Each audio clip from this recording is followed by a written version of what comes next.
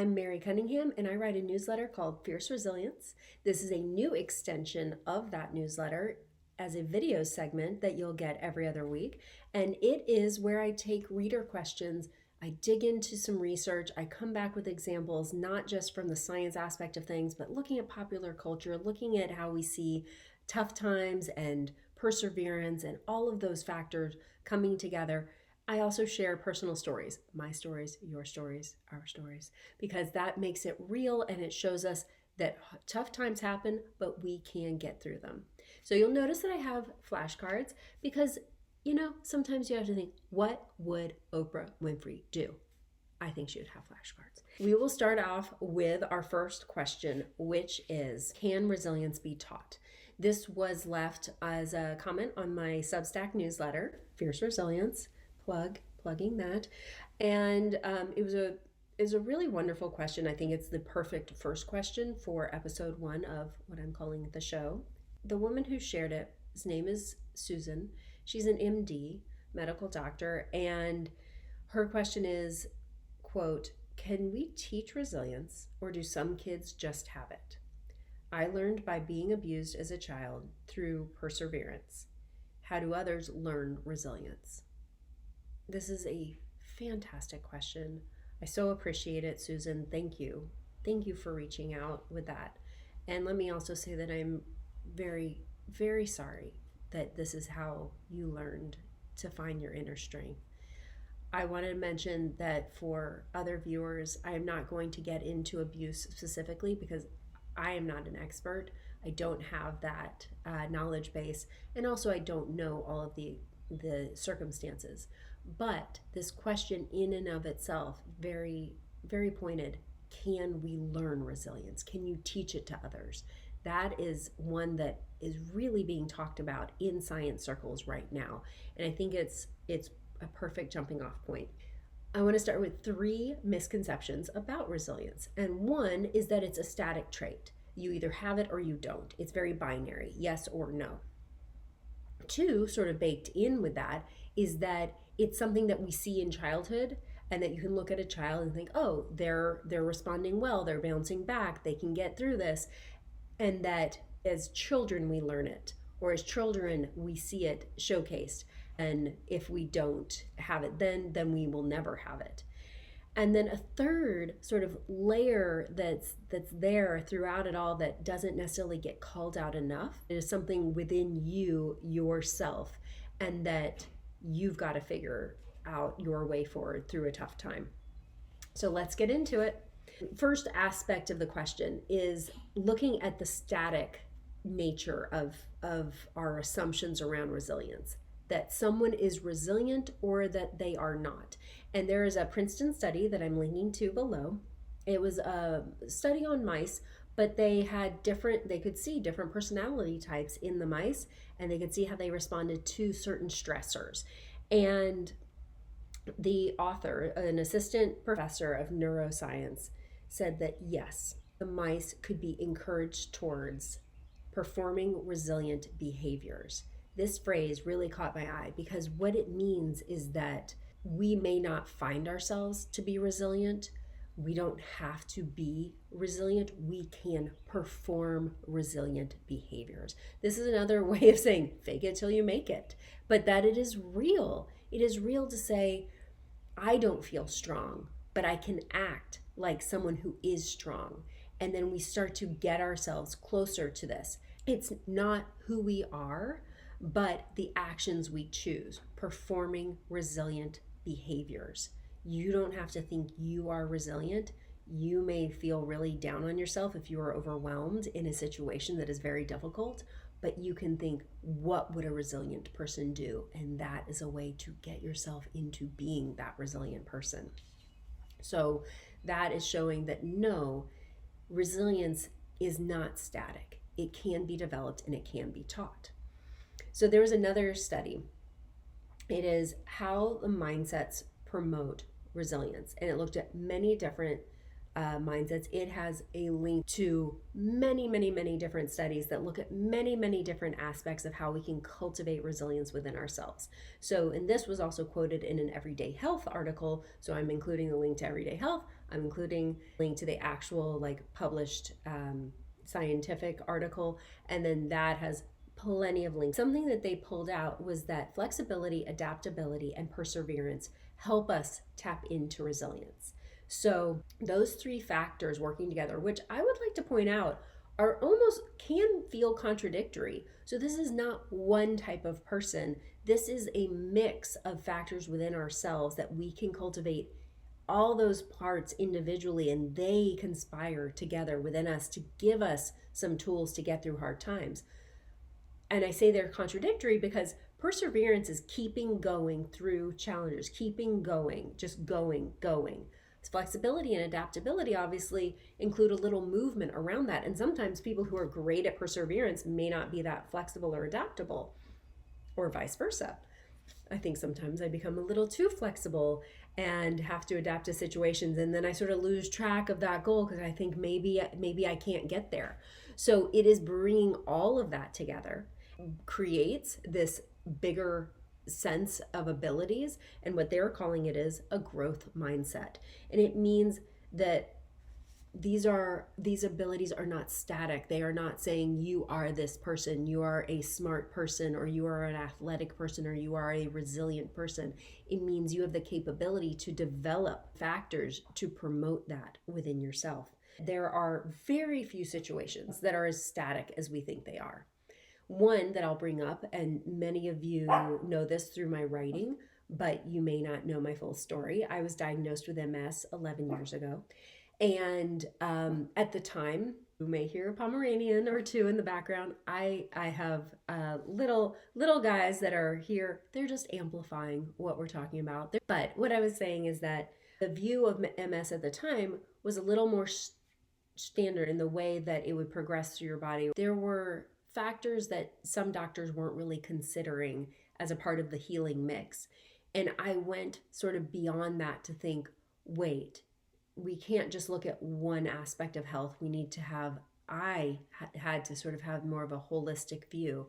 And I used really what was a growth mindset, sort of being adaptable, being flexible, but also persevering to figure out where I was on this course. Even though I didn't know what the end was going to be, I wanted it to be a more healthy and positive life experience for myself. But I didn't know quite how to get there. So I had to stay very curious and just ready to adapt and be flexible to what was being presented to me. That growth mindset, what the scientists are seeing is that it helps lower stress response to adversity. And that's it. To me, that is how we become resilient, because adversity will happen. MS was not the first thing, and it was not the last thing to pop up in my life that was extremely difficult and extremely hard. I know that every single person watching this right now has their own moment that they're thinking about. But to answer that question, can we teach resilience? Can we learn it? Yes, because as we lower our stress response to adversity, that means the big, adverse, hard moments in life, if they incite less stress within us, then we know we can handle them. Then we keep going through them. Then we figure them out. They don't stall us in our tracks. And that was one of the definitions that I have found of what resilience is: being able to get through life's stressful moments without it completely disabling you in a physiological way. And we know that there are situations that do that. You know, the original impetus for this question, abuse can be one of them. There can be many times when we are just rendered immobile in our physiological being. And so this means like mind and body actually have to be able to keep going. And that is what we are doing when we are finding ways to be resilient. We are finding ways to keep going. So to recap, flexibility, adaptability, and perseverance contribute to a growth mindset, meaning I can get better, I can do better. And then that helps lower our stress response to adverse situations, and that is bringing us into finding our true resilience. And so here's a few tactics that we can use to practice this, to cultivate it. So one, just remember, you can trick your brain. It's okay. This is a fantastic topic for a later date, but the gut brain connection and how often our brain is tricked into thinking things that aren't real. I have spent too long believing the wrong things from my brain, trust me. So sometimes you got to trick your brain saying, I can do this. I am doing this. I have done this. And what I mean by those phrases are, I can do this. This is reminding yourself you are capable. By saying, I am doing this, it's telling your brain, wait, I'm already in the process of figuring this out because I'm here. I've said I will figure this out. You've already taken step one. And then by saying, I have done this, you're remembering that there are other parts of life that have been hard. And maybe it feels so different from where you are right now and the challenges you're experiencing, but you will be able to get through it. Of course, we are not equally resilient in all areas, and that's okay.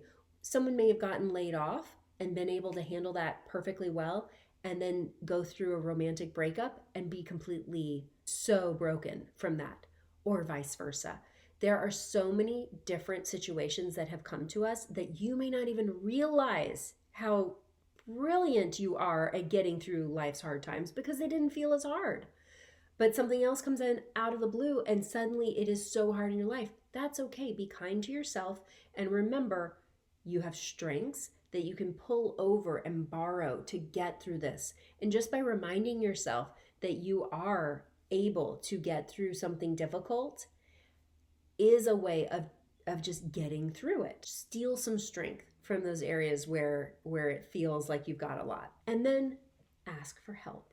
This is a huge factor. This is the third tactic that I'm mentioning, but this goes to that third sort of misconception about resilience and is the one that I love talking about all the time. I give talks about resilience and navigating change, and this is something that I just hammer in as much as possible because it is so important. I remember reading this on the Mayo Clinic's website. A key factor to getting through life's hardest moments is asking for help. And of course, there's a lot of vulnerability that comes with that. And, I think I love examining vulnerability, studying vulnerability, looking at it, writing about it, finding it within myself. It is to me the mortar that holds us together. If there are other questions around vulnerability that we want to get into, obviously Brene Brown is a superstar in that area, but please ask any questions and I would love to do more research and have that as another topic. Asking for help, finding that strength within ourselves to say, I need help, which sometimes we tell ourselves we're not strong by asking for help. That's silly. Again, don't believe everything your brain tells you. But by finding that, we are able to get through those hard times. And just remember, resilience is not a one-person job. Getting through a tough time, you're not graded if you phone a friend. Let's consider it the opposite. You are given bonus points if you do. So please, if you are in a tough moment right now, think about who you could ask for help. And you may not even know what help to ask for. That's okay. Tell someone, I don't know what I need, but I need some help. Now getting into a different section, my favorite part, which is entertainment and pop culture and how we start to really look at these wonderful, challenging moments in our lives, but through a completely different lens. And if you are wondering how we see someone learn to be resilient and learn to overcome challenges, the answer is it is in 99.9% of movies that are out in the world, mostly all of them. And that is because in Western civilization, in our sort of typical Hollywood format of storytelling, which if you don't know, my first job was in Hollywood working for a producer. I had to read a bunch of scripts. I knew nothing about any of this, but I had to very quickly learn. And then as my profession is as a storyteller for companies now and other projects, the story that gets told the most is what they call the hero's journey. And it's also called a sympathetic plot. And what it means is that there is a person who is pretty average, pretty identifiable, that we can identify with. and something happens in their life. There's a massive event that happens. They have to step up to the challenge, decide that they're going to go on this journey to rectify whatever it is. And then there's challenge. People help them, people, threaten them. And then at the end of the day, yay, it wins and everyone's great. So you will see this in Dorothy trying to get her dog Toto back and get back to Kansas, or Luke Skywalker trying to save Princess Leia, and there's like all these little things that happen. Every superhero film, every Disney film, every something that happens, someone has to go do something that they don't want to do because no one really wants to face challenges, and then they come back a new person, and we call them heroes. That means you are a hero. I am a hero. We're all heroes here. So the movie recommendation for today, Brittany Runs a Marathon. I thoroughly enjoyed it. It came out in 2019. I'm sure I watched it along with every single other thing on my television during the pandemic. And it is the true story of a woman in New York City who was not living the life she wanted to live. She was not healthy. She was going out. She was not in a job that she enjoyed. And her, sorry about that. My light went out. We're just going to roll with it. Back to Brittany Runs a Marathon. True story. Woman in New York. Wanted to change her life, didn't have any athletic background, didn't know really where to start in terms of being healthy, just started by running around her block. It's also starring Jillian Bell, who is a comedian you may know from Workaholics. There are definitely other comedians in there that you'll recognize. So if you just need a feel-good movie this weekend, please take a look. We've got two more short little bits and shout outs that I'm going to include here. One, Kate Spear, who is a writer also on Substack, and I have followed her, and because her newsletter was called Healing Out Loud, she was serializing a memoir speaking of her experience with dissociative fugue. That's not the right way. Dissociative fugue, and which is an intense form of PTSD and trauma, and where she gets re-traumatized. And so she was speaking about it, and I was reading about it last week, and she's sort of shifting what she talks about, because that was telling the memoir, telling the story of this was sort of re-traumatizing her with a condition that re-traumatizes her. So that she needed to pause, but she is shifting into creating what she's called the Healing Lab. She has described it as experiments in nervous system regulation and self-reclamation, which is very exciting, and it's dedicated to exploring the ways humans heal. She is not just someone who shares her personal story through Substack, but she is also works at the Harvard School of Public Health and works on disseminating public health information through campaigns to the public. So that's cool. She's got a TED Talk I'll link to below. She also has a website where you can sort of learn a little bit more of her story, but doctors really told her she would only exist in a psychiatric ward, and that is not her reality. She has a husband, she has dogs, she lives, as she calls it, a normalish life.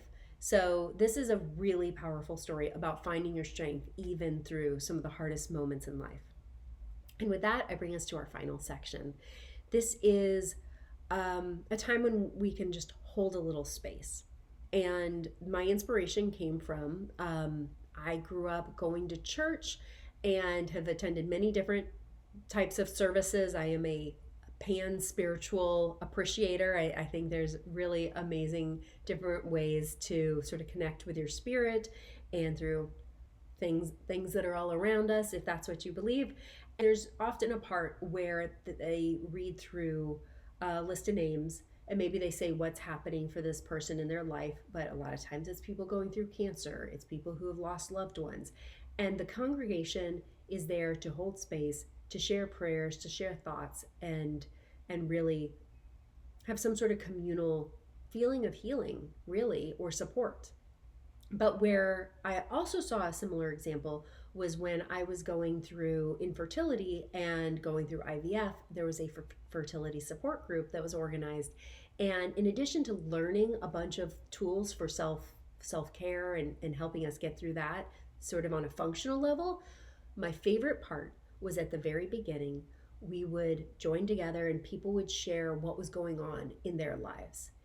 And no matter how hard it was for me and whatever I was going through, and I tell you, if you have been on a fertility journey, you know there are tons of, I would say, tons of up and downs. Sometimes there's just a lot more downs than there are ups. And no matter where I was, hearing what other people were going through helped me find appreciation for my own journey. So, here we're going to mention a few things that people are going through. We can hold space, we can feel, send good thoughts for those going through those types of things, but we can also maybe find some gratitude for the journey that we are on right now. So, number one, someone wrote this in, and I didn't ask if I should use their name, so I won't. But this was around parents and the holiday season. The holidays feel far away, but they were only 3 weeks ago. And in this case, a lot of people were getting through having young children and needing to show and sort of demonstrate the joy of the season without being able to find it for themselves because they were consumed in what they created for other people. And that is hard and taxing, especially if you are also hosting and bringing in family and navigating family politics. Even if you didn't have children, holidays are such powder kegs of emotions. So I hold the space for everyone who just got through a holiday season and hope that if this wasn't the one you wanted, I hope that next year you get closer to creating it in the way that honors you and your spirit. Second, I want to mention, as I wrote last week, I will link to it below. As you know, one of my best friends lost her house in the Southern California fires, and there are thousands of people displaced, thousands of people who have lost everything and are now figuring out a new way forward in life. So while news cycles change and start talking about different things, just holding a little bit of space for everyone who is navigating something so unforeseen and different in their lives. Also, I have in the last year known dozens of people who have been laid off. I know multiple people who anticipate being laid off this year. I know plenty of people who are unemployed still or underemployed. And I know also many people who may have jobs but do not have job security with them. So just holding space for everyone right now, that we are able to find something that honors the talents that we bring, allows us to still have space in our lives for everything else, and allows us to also, though, feel valued in a way that is recognized by others. It's hard. The job market is hard. So holding space for everyone navigating the situations that may not be ideal. And my final shout out here is I know many people in the past year who have gone through big breakups. You know, dissolving of a relationship can be so impactful, not just emotionally, but also financially. It can transform your life. You can suddenly become a single parent if you have children in the mix. Your living situation may change dynamically. It's hard. And then there are the feelings. And then there's the emotions that you have within and anything that can come with that. And usually it's a good old powder keg mix. So just holding space for people who are charting a new course and finding a new normal within themselves. Thank you for joining me in the first episode of the show. And I hope that you check out Fierce Resilience on Substack and follow me wherever. I'm going to be back here answering questions. Please send in questions. I cannot wait to dig into more information. We've already got some really fun topics lined up. And I just want to say, whatever you are going through or have been through, honor that part of the journey. It's all pretty hard when it's happening, but you can get through it. We're here to create a community around getting through life's hardest moments. And if it feels overwhelming, just remember, go step by step, day by day, moment by moment. But let's keep going. Bye. I'm Mary, and I can't wait to see you again.